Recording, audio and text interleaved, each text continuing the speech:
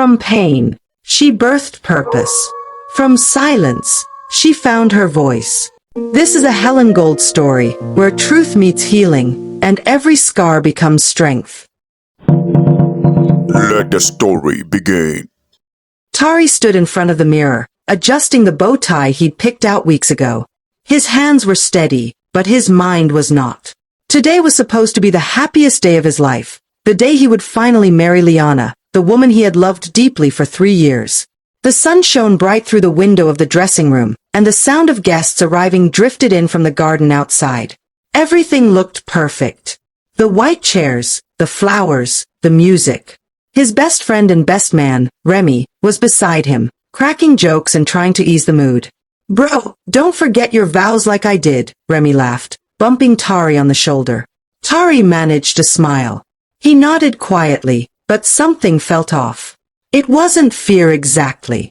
It was a strange chill in the middle of all the warmth. Then his phone buzzed.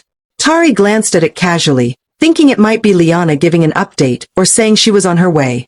But when he opened the message, everything stopped. "I can't do this. I'm sorry. I'm not coming." That was all it said. No explanation. No details. Just those cold words. Tari blinked, hoping he had read it wrong. Remy leaned over, read the screen, and his face turned pale. There was silence between them. Tari breathed deeply, put his phone in his pocket, and straightened his tie. He wasn't sure what he was feeling. Numbness, maybe. But what he did next would shock everyone. Without saying a word, he walked out of the dressing room and headed toward the garden where all the guests waited. As Tari stepped onto the small stage in front of the guests, the chatter died down.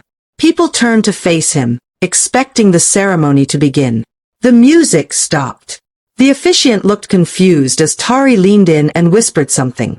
Then, Tari faced the crowd. His voice was calm, steady. "There won't be a wedding today," he said. "Liana just sent me a message. She's not coming. She wants her freedom, and that's okay." A hush fell over the guests. Some gasped. Others looked at each other, unsure how to react. Tari paused, then added, "But you all came here to celebrate love. So let's do that. Let's not waste the food, the music, or the company. Let's celebrate friendship, family, and, well, dodging a bullet." There was silence for a moment longer, and then a single voice rang out. It was Remy, grabbing the microphone. "To Tari," he said. "A man who knows his worth." That broke the tension. The DJ picked up on the cue and restarted the music. Slowly, guests began to clap, then smile, then move. Tari stepped off the stage. His parents walked toward him, his mother's face full of emotion. She pulled him into a tight hug. "You'll be okay," she whispered. "You will." The celebration that followed was strange. Laughter and dancing mixed with sideways glances and quiet conversations. People didn't quite know what to do, but they tried. Some avoided talking about what had just happened. Others gave Tari pats on the back and whispered words of support. Liana's family slipped away quietly. They didn't offer any explanations or apologies. Tari didn't look for them. His focus was on his own people, his parents, siblings, cousins, and old friends. He smiled when he could and nodded when he couldn't. As the night went on, Tari found himself at the bar, drink after drink sliding down his throat. Remy stayed close by, watching but not saying much. "You don't have to do this, man," he said softly. "It's okay to hurt." Tari didn't reply. His heart felt too full and too empty at the same time. He thought about the signs he had ignored, the times Liana had seemed distant, the way she had laughed with other men a little too comfortably. And now, here he was, alone in a suit, celebrating a wedding that never happened. Tari didn't remember how he got home that night. He stumbled through the front door, kicked off one shoe, and collapsed on the floor. His jacket was still on, his bow tie loose around his neck. The room was quiet, but his mind was loud. Every thought screamed. Every memory of her, every plan they'd made, every little promise, they came crashing down at once. He stared at the ceiling, unable to move. The silence hurt more than anything else. He had loved her. Truly. He had imagined a life with her. And she had walked away like it meant nothing. He finally passed out, the weight of the day too much to carry. The next morning, Tari woke up with a pounding headache and a bitter taste in his mouth. His body ached from sleeping on the floor. He sat up slowly, surrounded by the mess of yesterday. His phone buzzed from the table. Missed calls. Messages. He didn't want to check them.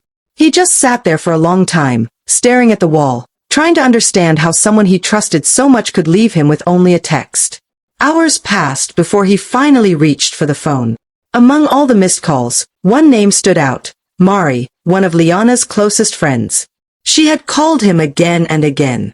At first, he ignored it. He assumed she was calling to defend Liana or ask for forgiveness on her behalf.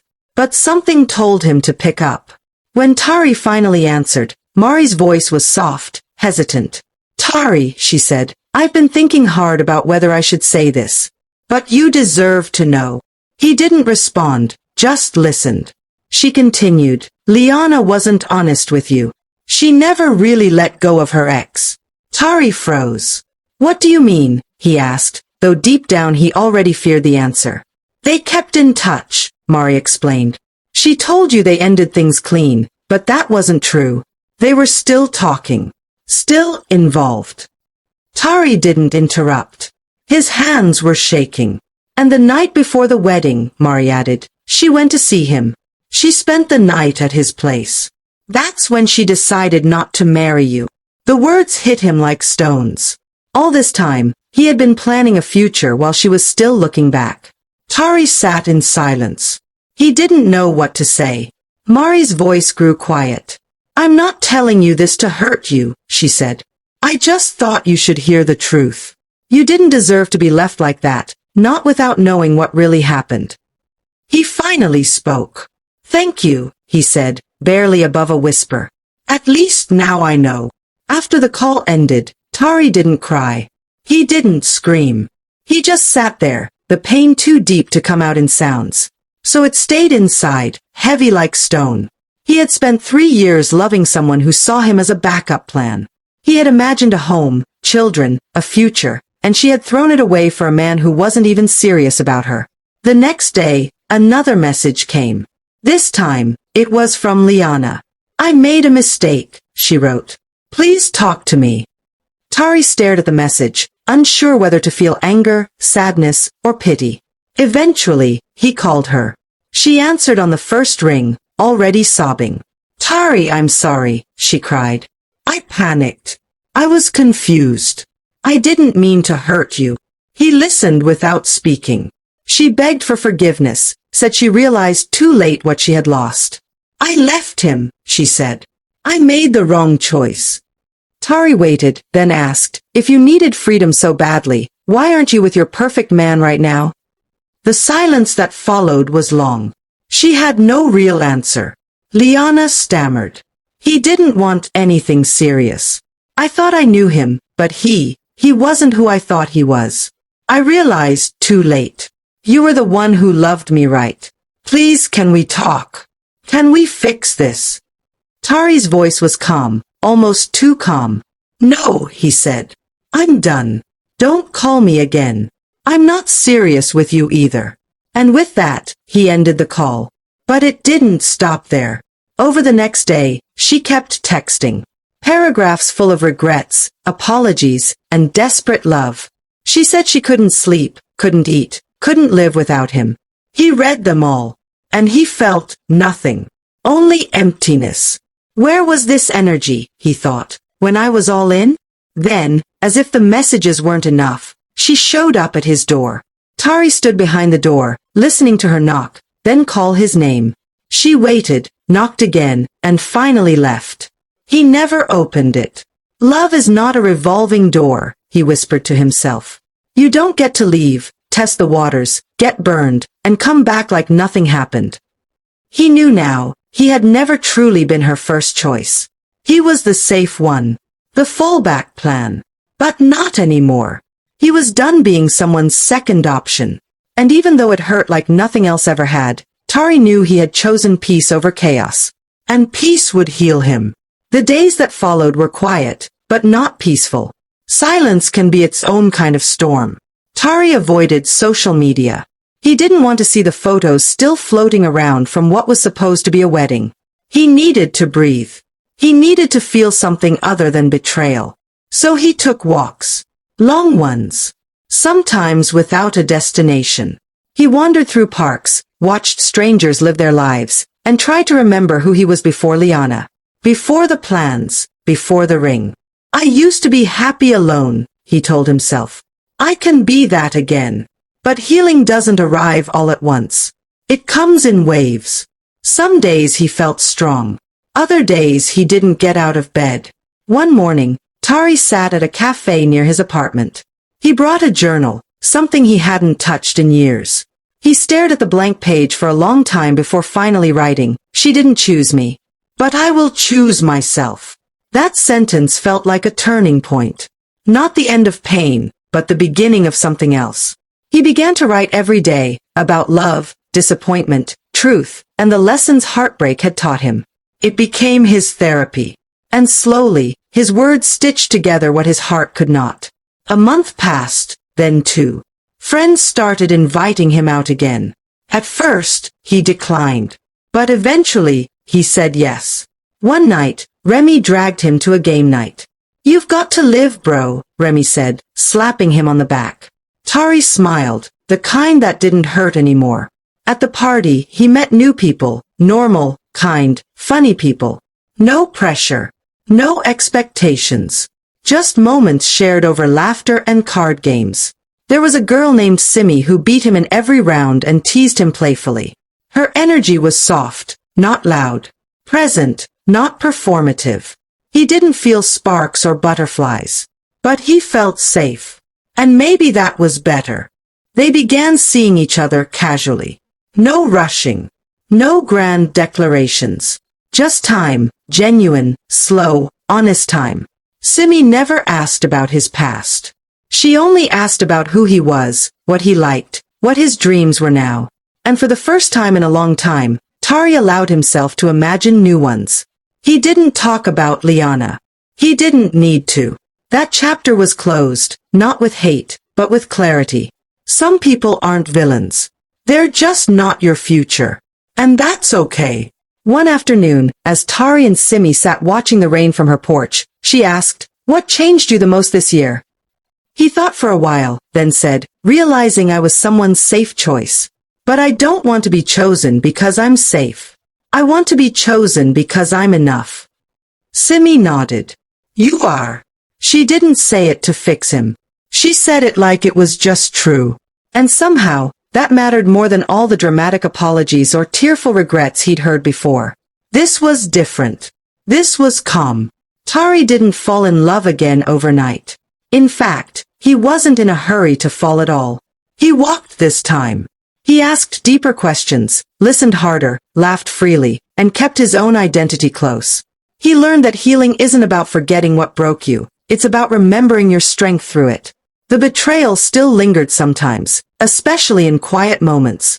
But it didn't control him. It didn't define him. And it definitely didn't follow him into his new life. With each step forward, the past shrank behind him. One evening, months later, Tari stood at a different garden venue, not as a groom, but as a guest. He wore a suit, but his heart was lighter. As the couple exchanged vows, he found himself smiling. Not from bitterness, but from peace. He leaned over to Simi, who was sitting beside him, and whispered, "Looks like they're doing it for the right reasons." She smiled back. "You'll know when it's right," she said. And he believed her. After the wedding, as music played and lights twinkled above them, Tari and Simi danced. Not in the center, not for show, but in a quiet corner of the garden where no one was watching. He held her close and thought about how far he had come, from heartbreak on a perfect day to healing in unexpected places. He thought of how love is not supposed to feel like proving your worth or waiting to be chosen. Love is partnership, honesty, respect. He finally understood that now. Liana never called again after that last day. Maybe she moved on. Maybe she didn't. Tari never found out. And he didn't need to. Some chapters end with silence. Some goodbyes don't come with closure, only distance. But not every unanswered question deserves an answer. Some are better left behind. He no longer felt the need to reread old memories or wonder what could have been. He was writing new ones now, with someone who saw him as more than safe. Someone who simply saw him. So that's where we leave Tari. Not in a fairy tale. Not in a perfect ending. But in a true one. He didn't get the wedding he planned. But he got something better, himself back. He walked through pain, confusion, and loss, and came out knowing his worth. Sometimes love doesn't look like grand gestures. Sometimes it's choosing yourself when no one else does. And sometimes, that's the bravest kind of love there is. Tari's story is a reminder. Being someone's second choice is never your final chapter, unless you let it be.